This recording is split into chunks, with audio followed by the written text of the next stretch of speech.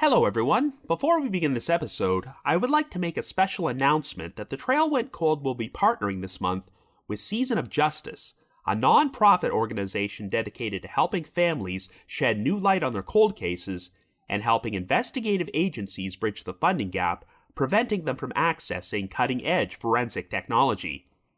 Season of Justice is a connecting thread between advocacy and support for families and investigative agencies around the world, and will give you the power to have a direct and meaningful impact on something you are passionate about.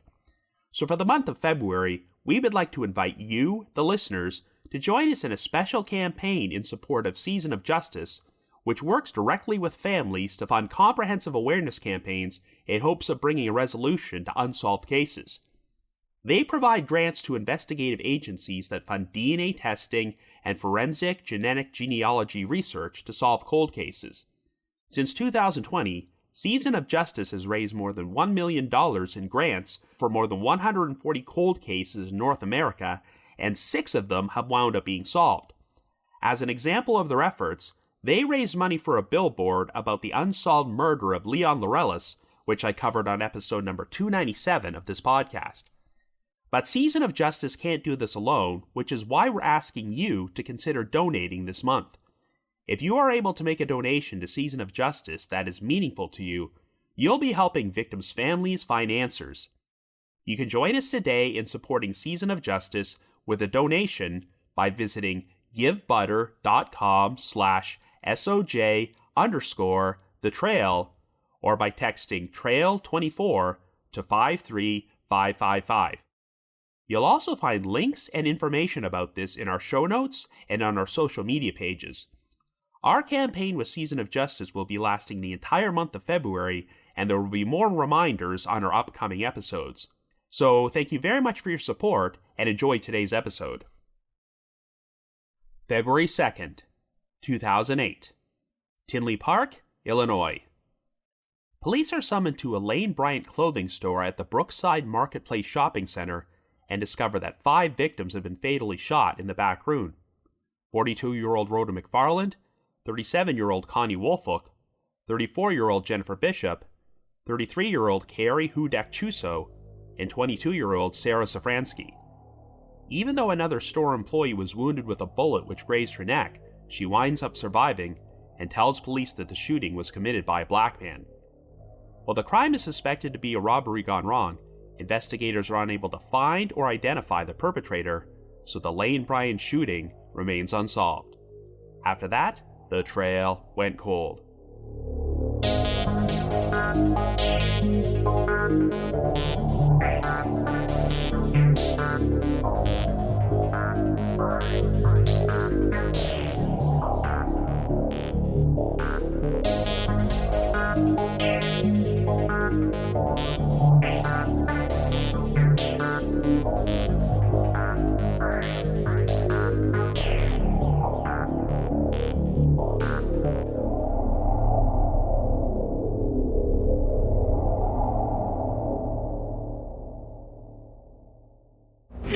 One emergency. Lane Bryant. Where at? Tinley Park. Hurry. Stay on the line. Let me get you to Tinley Park. Don't hang up. Hello everyone, and welcome to our latest episode of The Trail Went Cold. I'm your host Robin Werder, and today we're going to be exploring a mass murder in which there were numerous victims. The 2008 deaths of Rhoda McFarland, Connie Wolfolk, Jennifer Bishop, Carrie Hudek Chiuso, and Sarah Szafranski, aka the Lane Bryant Shooting. That audio you just heard was a snippet of a 911 call one of the victims made right before she was shot, and we'll be discussing it in more detail later on. Ever since the inception of this podcast, I've received a ton of requests to cover this case, and given that the 16-year anniversary of this crime takes place 2 days after this episode's release, I thought now would be a good time to finally tackle it.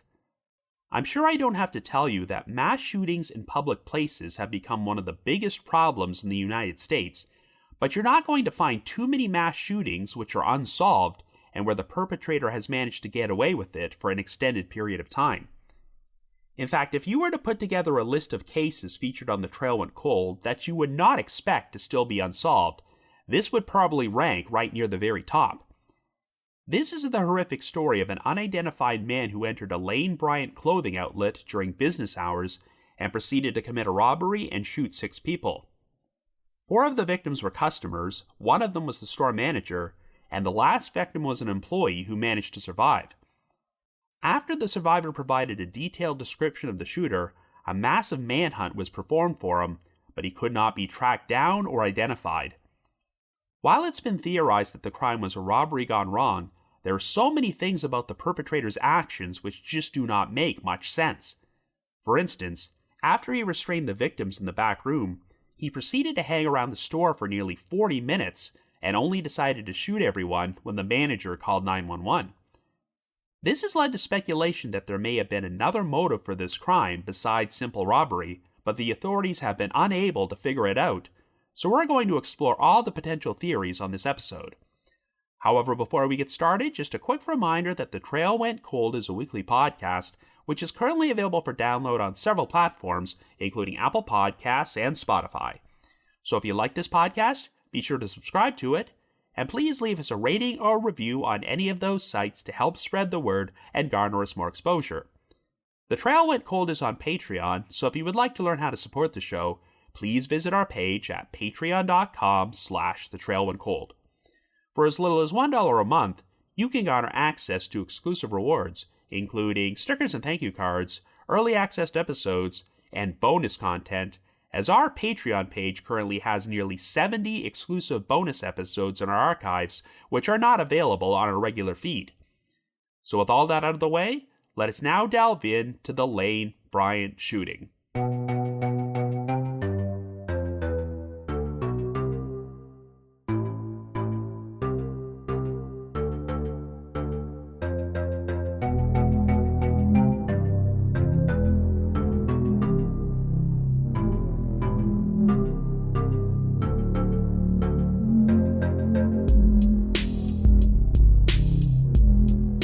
Our story begins in 2008 in Tinley Park, Illinois, a suburb of Chicago located in both Cook County and Will County, which has a population of around 55,000.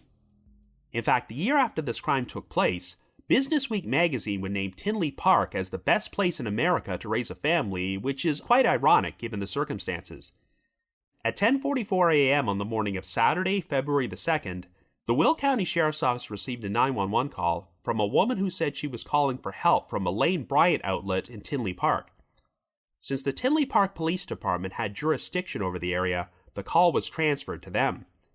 In case you're not familiar with the brand, Lane Bryant Incorporated is the largest retailer of plus-size clothing for women in the United States, and this particular store was at a suburban strip mall called the Brookside Marketplace Shopping Center, located on Harlem Avenue just off Interstate 80. At the time the 911 call came in, a Tinley Park police officer just happened to be in the parking lot of a Target store in the same strip mall a few hundred yards away, so he immediately responded to the call and was able to make it over to the Lane Bryant within 2 minutes. When the officer went inside, the store appeared to be empty, but he soon went into the back room and discovered that 6 women were lying on the floor. They'd each been bound with duct tape and had underwear placed over their heads before they were shot execution style. One of the victims was the 42-year-old store manager, Rhoda McFarland, who had made the 911 call. While the other victims were shot through the back of their heads, Rhoda was shot through the front. Rhoda lived nearly 20 miles away in Joliet, and while she had 1 divorce under her belt, she had recently gotten engaged to her fiancé and was planning to get remarried. After having previously served in the Air Force and worked as an associate pastor, Rhoda decided to change the course of her life around the time she reached her 40s.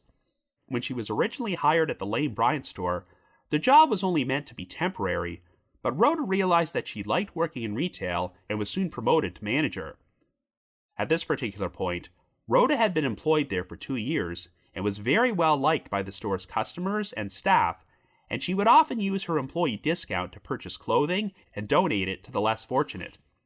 In a tragic turn of events, Rhoda had not originally been scheduled to work on the morning of the shooting, but since another employee couldn't make it and there was a clearance sale taking place, Rhoda decided to come in to help out. The other 4 deceased victims were customers who just happened to be frequenting the store when the crime took place. One of them was 37-year-old Connie Wolfolk, a single mother who lived 8 miles away in the village of Flossmoor and worked hard to provide for her 2 sons, the youngest of whom suffered from spina bifida. While Connie worked as a mortgage lender and was planning to start her own mortgage company with her mother, she currently had to take on a second job working the overnight shift at the same Target store located near the Lane Bryant. On this particular day, she had plans to go out with friends and presumably stop by the Lane Bryant in order to pick out a new outfit. Unlike the other victims, Connie had a bloody and bruised face, as she had apparently made an attempt to fight back against her killer, who likely responded by pistol whipping her with their gun. Our next victim was 33-year-old Carrie Hudek Chiuso, who lived nearly 9 miles away in the village of Frankfurt and worked as a social worker for at-risk youth at Homewood Flossmoor High School. She had been married for 2 years at this point and was planning to have children with her husband. Like Connie, Carrie was planning a get-together with friends later that evening and stopped by the Lane Bryant store to purchase a new outfit. The youngest victim, 22-year-old Sarah Szafranski, lived about 5 miles away in Oak Forest and had graduated from Northern Illinois University the previous spring. Sarah now had a job lined up at the CNA Financial Corporation and stopped by Lane Bryant in order to purchase some new work clothes. The last deceased victim was 34-year-old Jennifer Bishop, who actually lived across the state line in South Bend, Indiana, over 85 miles away. Jennifer was married and had 3 young children, including a 6-month-old boy, and worked as an intensive care nurse. She had traveled to Tinley Park for the weekend with her husband because he had a work convention there, and it's believed that Jennifer stopped by the store because a family member had given her a Lane Bryant gift card for her birthday only 5 days earlier. It's also worth mentioning that the races of the victims varied, as Rhoda and Connie were black, while Carrie, Sarah, and Jennifer were white.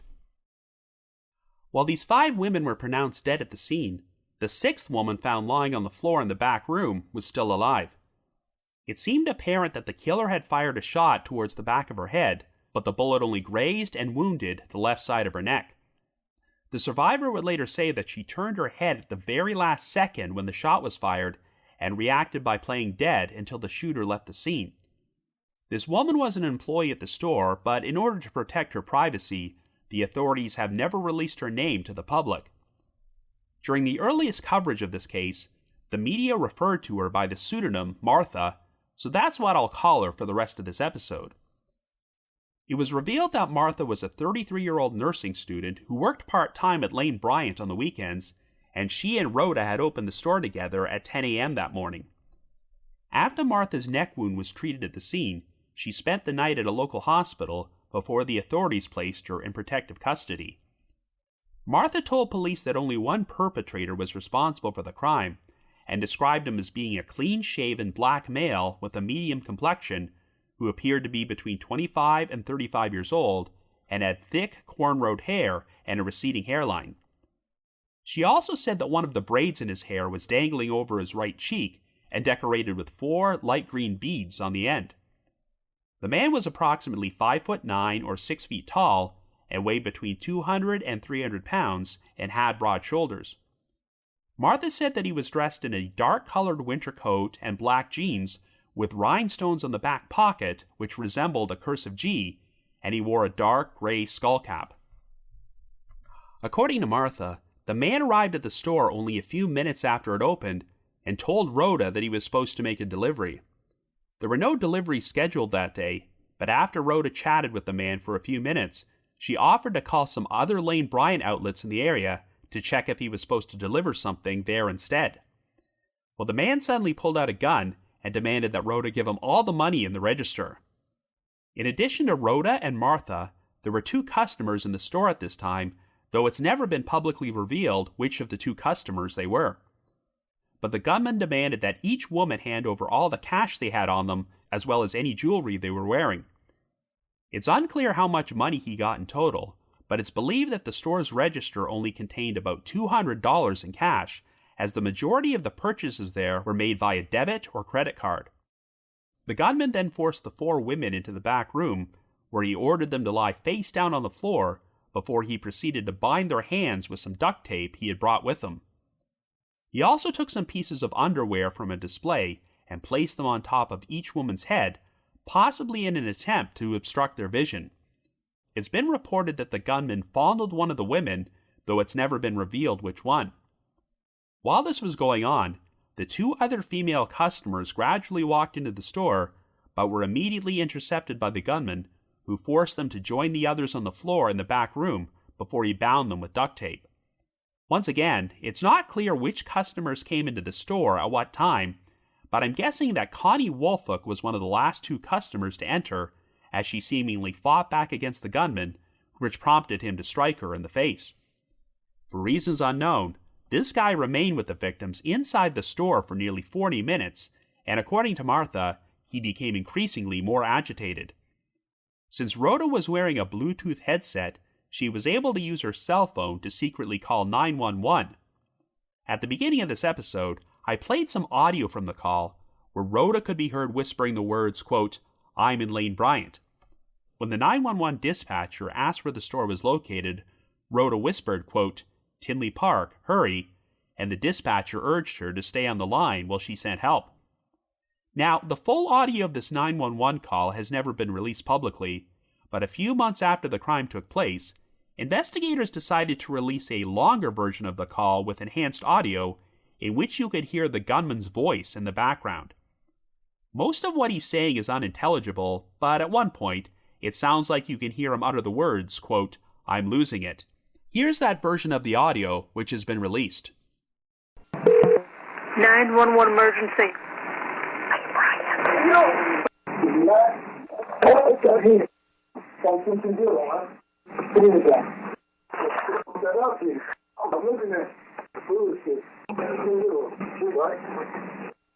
Since the volume was turned up on Rhoda's phone, it appears that the gunman may have heard the dispatcher's voice and realized that she called 911.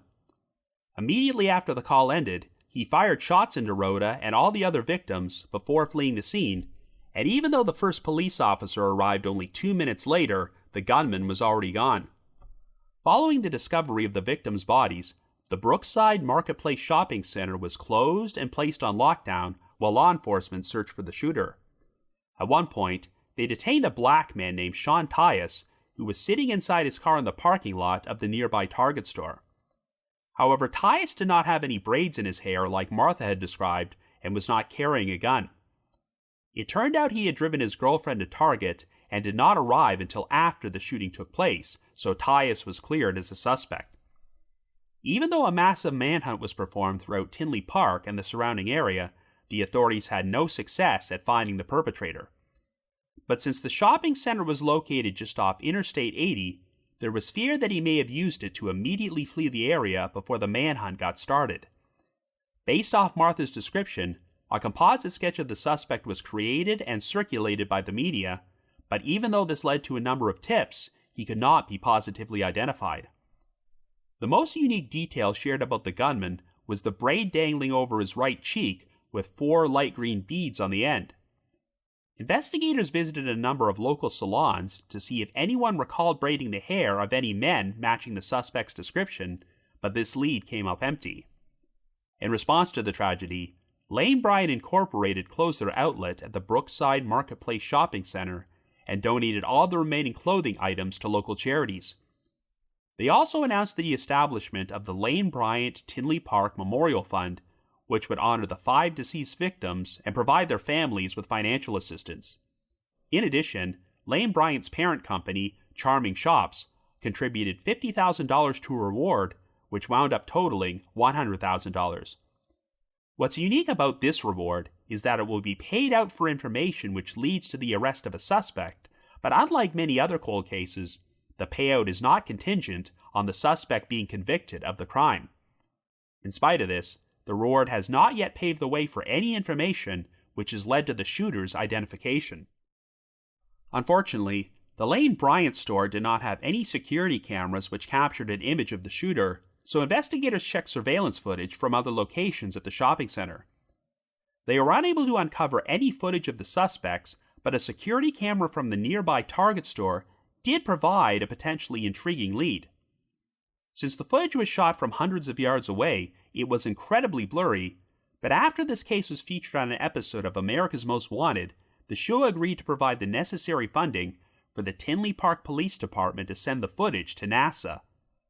After NASA enhanced the footage as best they could, investigators were able to make out a dark sedan and a larger SUV-type vehicle pulling up near the Lane Bryant store at 10:39 and 10:40 a.m., respectively. Of course, this was only a few minutes before Rhoda's 911 call took place, and both vehicles wound up driving away just 1 minute later at 10:45. While there was no footage of the gunman exiting the store and climbing into either of the vehicles, the timing caused investigators to speculate that someone may have functioned as a getaway driver, meaning that multiple people were involved in the crime. And even if neither of the vehicles were connected to the shooting, the authorities still wanted to track down the drivers and question them as potential witnesses in case they saw something important. Investigators looked into the backgrounds of all 6 victims, but saw nothing to indicate that any of them had serious enemies who would have had the motive to murder them in a public place. There was one interesting angle involving Rhoda McFarland's background, but I'll talk more about that later on. A criminal profile was created for the shooter, where it was theorized that he had previously spent time in prison and was so desperate not to go back that he was willing to murder 6 women if there was any chance they could identify him. It has also been speculated that he may have gotten into additional trouble with the law in the years following the murders and might be incarcerated somewhere today for another crime. Based on the bullets and shell casings found at the scene, it was determined that the murder weapon was a .40 caliber semi-automatic Glock handgun, but in spite of an extensive search, the gun has never been recovered. There's also been a lot of uncertainty about whether or not the killer left any forensic evidence behind at the scene.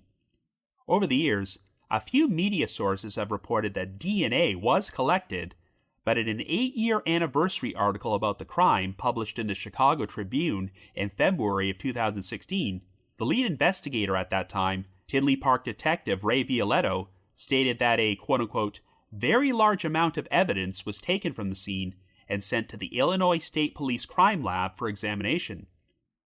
Violetto said that while the majority of the evidence was studied, they, quote-unquote, did not receive the results we hoped we would for one particularly crucial piece of evidence. Violetto also confirmed that investigators have never discussed any specific evidence that was recovered, such as fingerprints or DNA. Obviously, a complicating factor is that since this crime took place inside a public place of business, it might be hard to distinguish which forensic evidence is from the killer and what evidence simply belongs to random customers who frequented the store on a previous occasion. There's been unconfirmed speculation that blood was found under Connie Wolfolk's fingernails, which might have been drawn from the shooter when she attempted to fight him off. But even if that is true, any DNA samples which might have been drawn from his blood have obviously never been matched to anyone. After the Lane Bryant outlet closed down, the building remained unoccupied for nearly 6 years until another clothing retail chain, TJ Maxx, decided to open a store there in November of 2013. In February of 2018, on the 10-year anniversary of the crime, investigators released a new 3D image of the gunman's composite sketch, but it still did not lead to him being identified. We are now closing in on the crime's 16-year anniversary, but unfortunately, the identity of the killer and his motives are still unknown, and the Lane Bryant shooting continues to remain unsolved. So I guess you could say the trail went cold.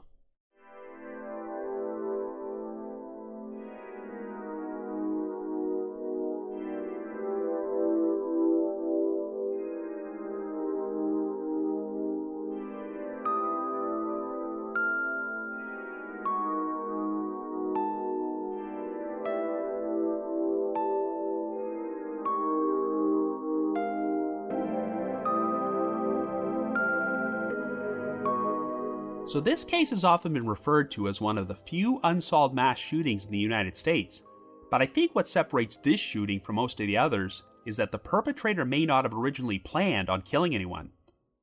Many mass shooters only care about attaining notoriety and don't have any pretense that they're going to get away with it, so once they've completed their crime, they will often kill themselves or allow themselves to be killed or captured by law enforcement. But here, The perpetrator may have only planned on committing a robbery and wound up shooting 6 people because he lost control of the situation and something went horribly wrong.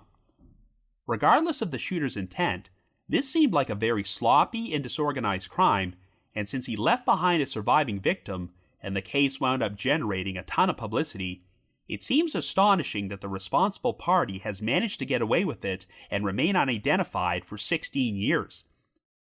Another thing which makes this cold case stand out from many others is that we have a witness, known only as Martha, who was able to provide a step-by-step account of how this crime was carried out, but her account only raises more questions than answers since the actions of the perpetrator do not make a lot of sense. This is obviously not the only unsolved case we've covered on The Trail Went Cold, where multiple victims have been murdered in a public workplace, with other examples being the Austin yogurt shop murders, the Las Cruces bowling alley massacre, and the Florence salon murders. Each of these cases have their own baffling elements, but none of them feature the perpetrator hanging around the scene for nearly 40 minutes during business hours. Yes, I suppose the killers in the Austin yogurt shop murders remained there for a lengthy period of time, but at least they did it late at night after the shop closed. That's a far cry from doing something like that in broad daylight on a Saturday morning, while additional customers are gradually entering the store. We know that the Lane Bryant killer got away with around $200 from the store's register, along with whatever money and jewelry the employees and customers had on them, which is not a whole lot, but people have been killed for a lot less. But that still doesn't explain why the gunman would remain at the scene for so long after he already robbed and subdued the victims. It seems apparent that the killer's breaking point was when he noticed that Rhoda McFarland had secretly used her cell phone and Bluetooth headset to call 911, but if this had not happened, how much longer would he have stayed there? Did he originally have another plan in mind?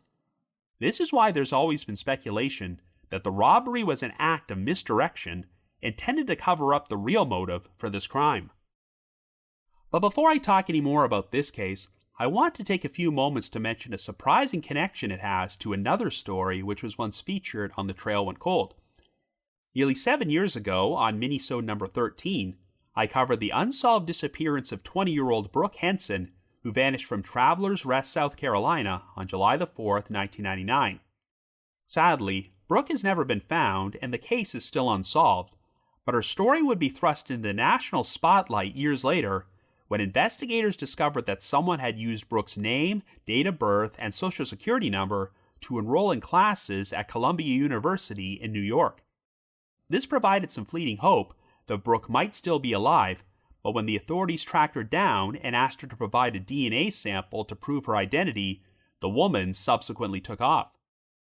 It turned out she was actually a con artist named Esther Reed, who had a history of fraud and identity theft, and after seeing Brooke Henson's name on a missing persons website, she decided to steal her personal information to enroll in university and managed to rack up over $100,000 in student loans and credit card debt.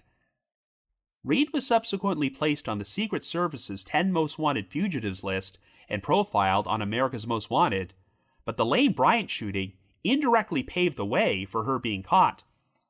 On February the 3rd, 2008, the day after the crime took place, the authorities were still conducting a massive manhunt for the shooter and made it a point to run a check on every out-of-state license plate they saw in the area. They wound up coming across a vehicle with out-of-state plates in the parking lot of the Sleep Inn, a motel located only a few miles away from the Lane Bryant store.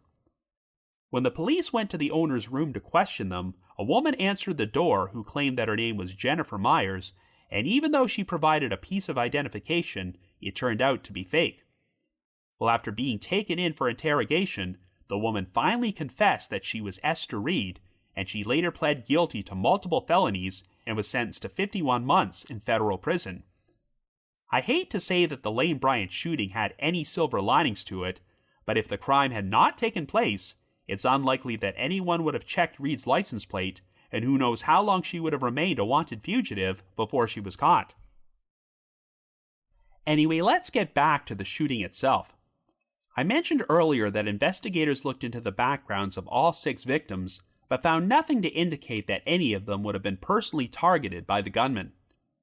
Each of the victims hailed from a different location, and Jennifer Bishop lived in an entirely different state and had only traveled to Tinley Park because her husband was attending a work conference. I think you can pretty much rule out the possibility of any of the store's customers being targeted, because unless the shooter had been following any of them that morning, how could he have known they would be at that particular Lane Bryant outlet at that particular time? But is it possible that the gunman had a grudge against any of the employees working that day? Well, the survivor, known only as Martha, has always maintained that she did not know this guy and claimed that when he first arrived, he pretended to be a delivery man.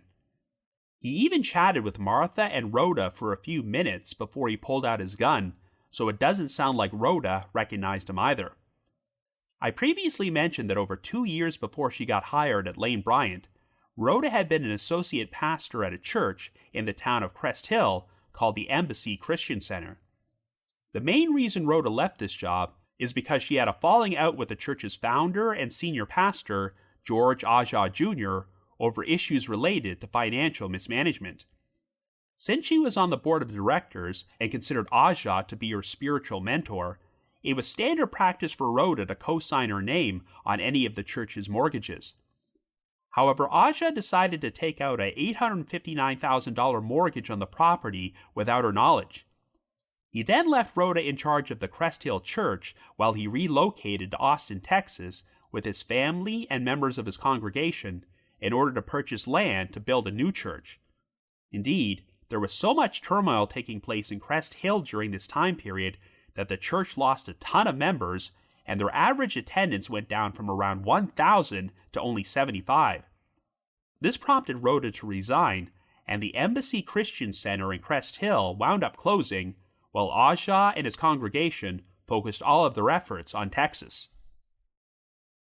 The main reason the authorities looked into possible links between this situation and the shooting was because a former Embassy Christian Center member made a phone call only an hour before the shooting, and this call was routed through a cell tower near the Lane Bryant outlet in Tinley Park.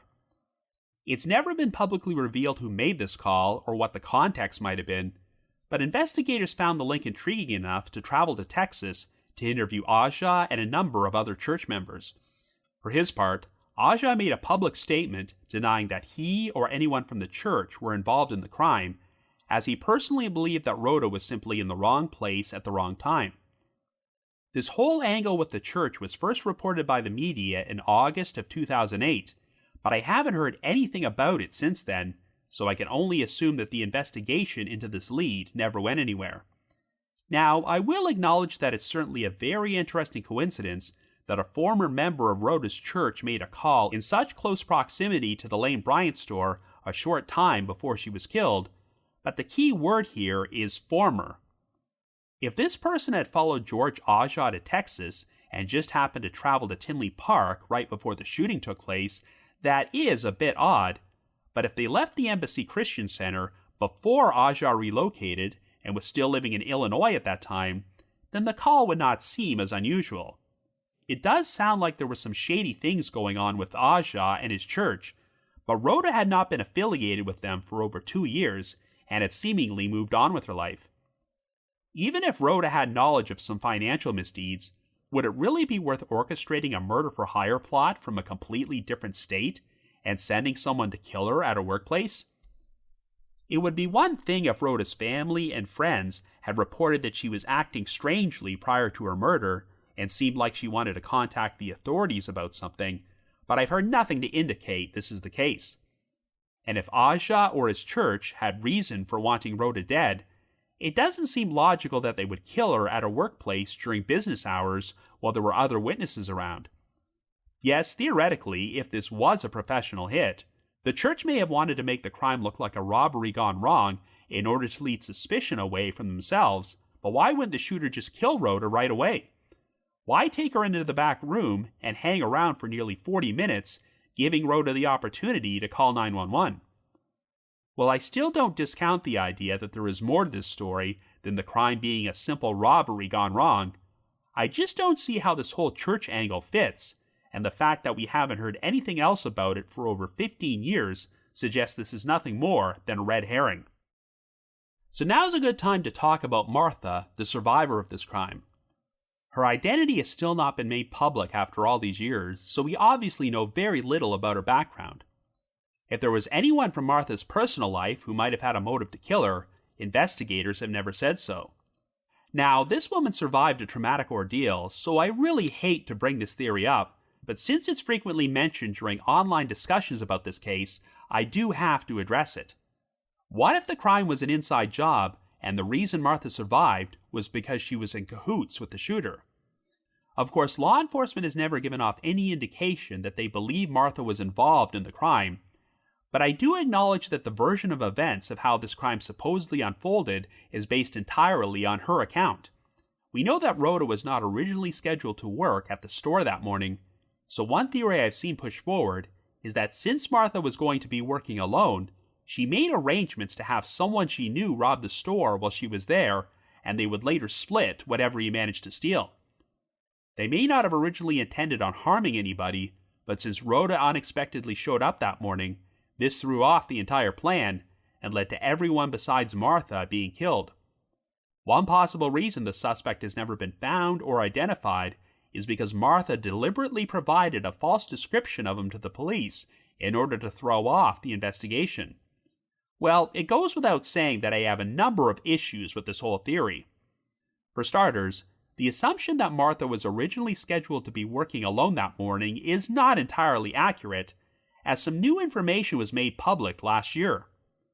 In February of 2023, around the 15-year anniversary of the crime, a woman known only as Lori agreed to an interview in which she revealed that she was a former Lane Bryant employee who had originally been scheduled to work on the morning of the shooting, but was unable to do so because her son had surgery that day. Laura had a cousin named Laura who was also employed at the Lane Bryant, but even though she asked Laura if she could take her shift, Laura said no since she had a hair appointment. This is the reason why Rhoda wound up coming into the store that day, and as you can imagine, both Lori and Laura have always been haunted by the fact that they conceivably could have been murdered instead. The point is that if Rhoda had not shown up that morning, Lori would have worked her shift there instead, and there's no reason for Martha to have believed she'd be working alone. One of the most perplexing unanswered questions in this whole crime is why the perpetrator would decide to rob a Lane Bryant store, which mostly dealt in debit and credit card transactions and didn't have much cash on hand. While I'm not entirely sure if this was that particular store's procedure, anyone who has ever worked in retail will know that the most common practice for stores like this is to take each day's deposit to the bank after closing. So in other words, most businesses are not going to have a lot of cash on the premises right after opening on a Saturday morning. And as an employee, Martha would have known this, so why arrange for someone to rob the place when there was only a couple $100s to be stolen? It's not like this was a bank, or Martha was working as a guard on an armored car or something, so I don't think this would have been worth her while. While the perpetrator did wind up getting some extra money and jewelry from the employees and customers during the robbery, there's no way to know in advance how many customers would be in the store or if they would be carrying any valuables. Of course, the main reason I don't believe this was an inside job is because Martha received a bullet wound which grazed the side of her neck. There are documented cases of people self-inflicting gunshot wounds on themselves in order to make themselves look like victims and cover up the fact that they were personally involved in the crime. But are you really going to fire, or trust someone else to fire, a gunshot which grazes the side of your neck? That just seems incredibly risky, and there are so many things which can go wrong. I find it far more believable that Martha sustained that wound when the perpetrator fired a shot down at her and she just happened to turn her head at the very last second. Since it sounds like the gunman went into panic following Rhoda's 911 call and fled the store immediately after he fired the shots, I could see him not double-checking to make sure Martha was dead. So overall, I do not believe Martha was complicit in this crime, and I'm glad that her identity has still not been made public, not only to protect her from the killer, but also to protect her from a potential witch hunt from online sleuths who believe she's involved. All that being said, I can understand why people have kept thinking outside the box in this case, since the perpetrator's actions make so little sense. After stealing all the available money and valuables and restraining the victims in the back room, Why did he continue to remain at the store for a prolonged period of time? These actions ultimately cost the lives of 2 additional customers who entered the store after the gunman committed his initial robbery. I guess another possible theory is that he was disappointed with the rather low amount of money that was there, so he decided to keep accosting and robbing every person who came in and planned to keep doing this indefinitely until Rhoda called 911 and he had to flee. Learning that this other employee, Lori, did not work her scheduled shift that morning made me wonder if perhaps the gunman was specifically targeting her and he waited around for Lori to show up. But if that were the case, he probably would have asked Rhoda and Martha where she was, and I'm guessing that investigators never found anything in Lori's background to suggest the perpetrator was after her. I could also see him hanging around the store for a while if he wanted to rape the victims, but even though he fondled one of the women, things never went any further than that. However, if the suspect was an incredibly desperate drug addict who may have just picked out the Lane Bryant as a random location to rob because he needed some quick cash, then I suppose there's no point trying to apply standard logic to his actions. But then again, if he was that desperate, why go through the ruse of pretending to be a delivery man and chatting with the employees for the first few minutes he was there, rather than just going in with guns blazing? It's just rotten luck that this particular Lane Bryant store didn't have any security cameras, as it seems pretty ridiculous that an outlet for a major retail chain would not have these precautions in 2008. But that might be the reason he decided to rob this location and go through the delivery man ruse, as he could have spent those first few minutes scouting the place to see if he noticed any cameras. If he had seen some, perhaps this guy would have just left and gone elsewhere, but once he realized he would not be captured in any surveillance footage, he decided to pull out his gun and go through with the robbery. Of course, another reason why the gunman may have chosen an outlet at the Brookside Marketplace Shopping Center is because it was in such close proximity to Interstate 80. For all we know, the suspect was not from Tinley Park or the surrounding area and was just passing through, which might explain why no one has ever identified him. If he immediately got back on I-80 after fleeing the scene, he could have already been in an entirely different state by the time this investigation got heated up. However, there's still some uncertainty about whether this man had a getaway driver or if anyone else was involved in the crime. As you recall, a security camera at the Target store located a few hundred yards away managed to capture footage of a dark sedan and an SUV-type vehicle pulling up near the Lane Bryant outlet at 10:39 and 10:40 a.m. And these vehicles both happened to leave at 10:45, which is right after Rhoda made the 911 call and right before the first officer arrived at the scene. While the footage was not clear enough to show if the gunman climbed into either of these vehicles, the timing does seem like one hell of a coincidence.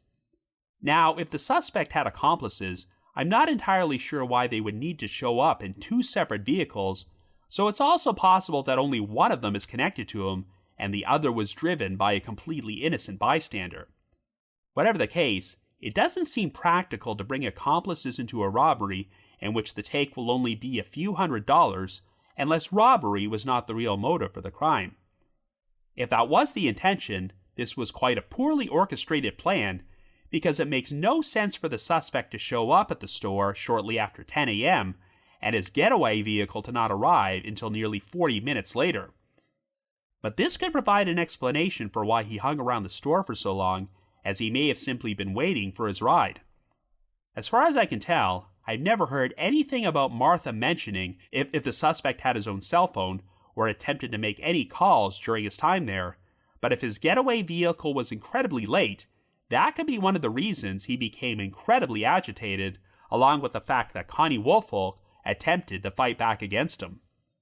Earlier in the episode, I played audio of the 911 call, which featured snippets of the killer's voice, and the only part I could really make out was him yelling, quote, "I'm losing it." It appears he said this right around the moment he noticed Rhoda making the call, and the audio is all the more chilling knowing that Rhoda and the other victims were shot only seconds later. So now we have to talk about another prominent theory which has been formulated in online discussions about this case. The possibility that Martha may have been mistaken about the shooter being a man. Could the shooter have actually been a woman, or possibly even a trans person?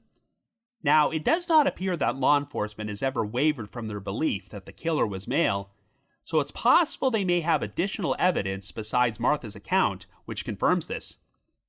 But some people believe that the 3D composite sketch of the suspect shows someone with feminine features and that their voice on the 911 audio sounds more like a woman than a man.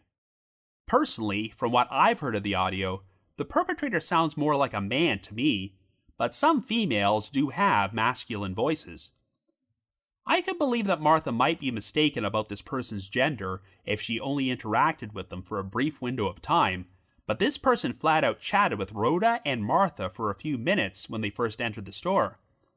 I'm skeptical that Martha's account could be that off, but if this individual was a woman or a trans person, that could be yet another reason why they have not been found after all these years, as law enforcement has seemingly put all their focus on finding a male suspect who matched that description.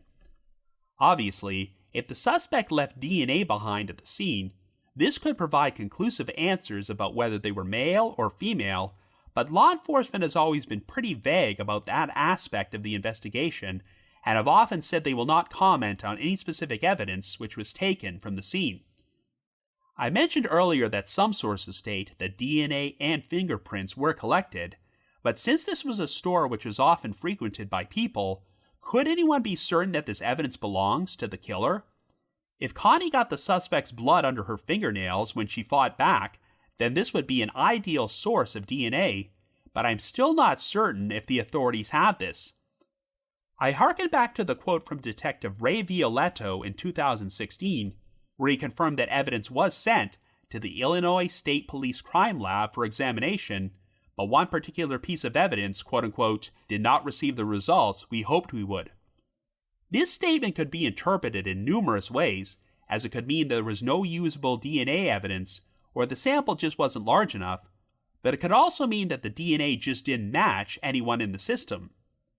Remember, genetic genealogy did not become a tool in criminal investigations until 2018, so if the perpetrator had never been arrested, any DNA evidence entered into criminal databases would not yield any results.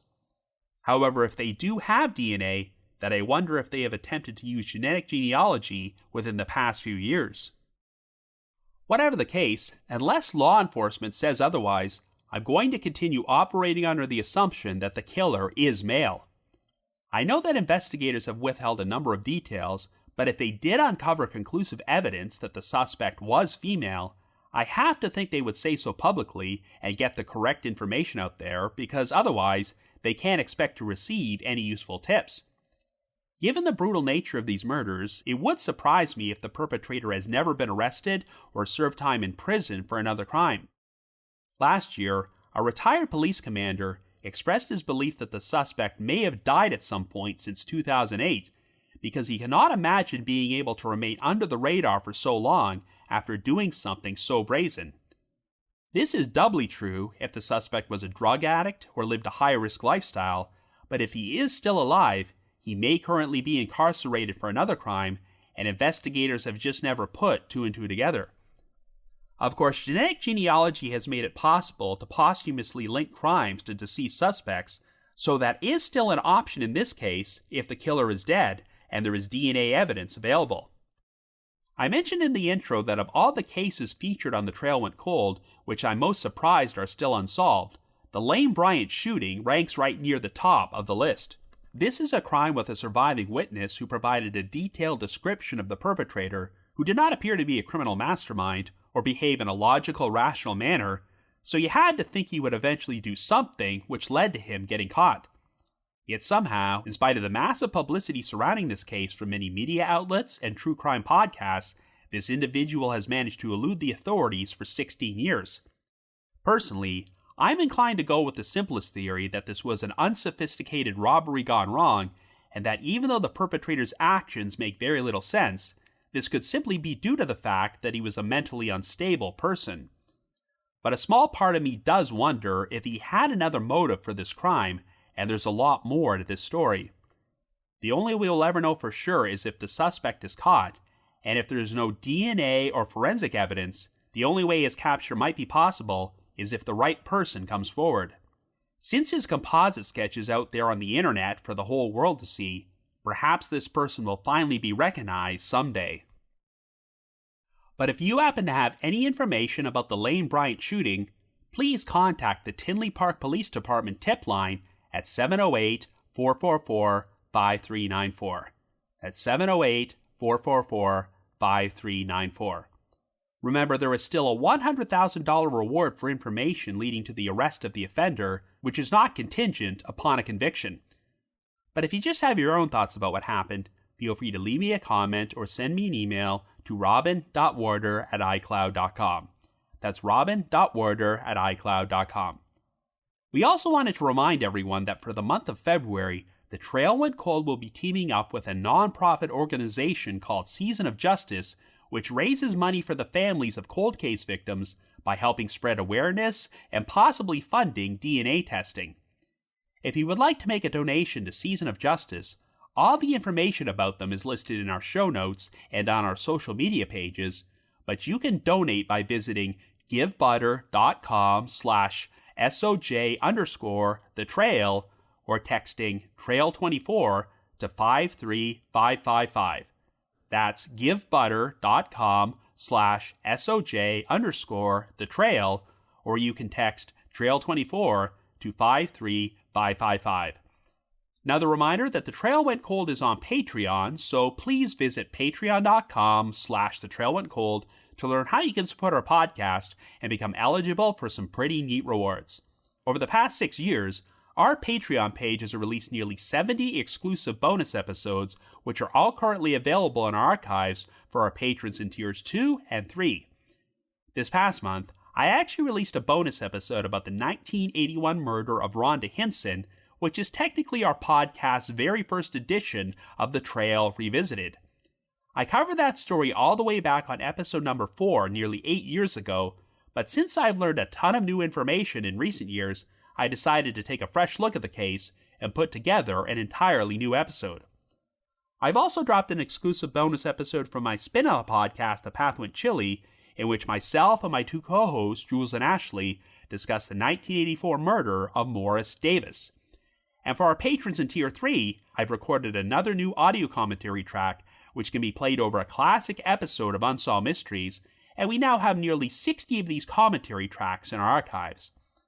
I just want to give another shout out to my supporters at the Unsolved Mysteries message board at the Sitcoms Online forum and the Unresolved Mysteries subreddit, which has a lot of interesting discussions about today's featured case. I need to provide a big thanks to Miguel Foote, who edits and assembles this podcast together for me, and Vince Nitro, who composes the eerie music you hear on every episode. If you haven't already, you can like us on Facebook, follow us on Twitter and Instagram, or you can leave us a rating or review on Apple Podcasts or Spotify. So have yourselves a great week and join us again next Wednesday for another brand new episode of The Trail Went Cold.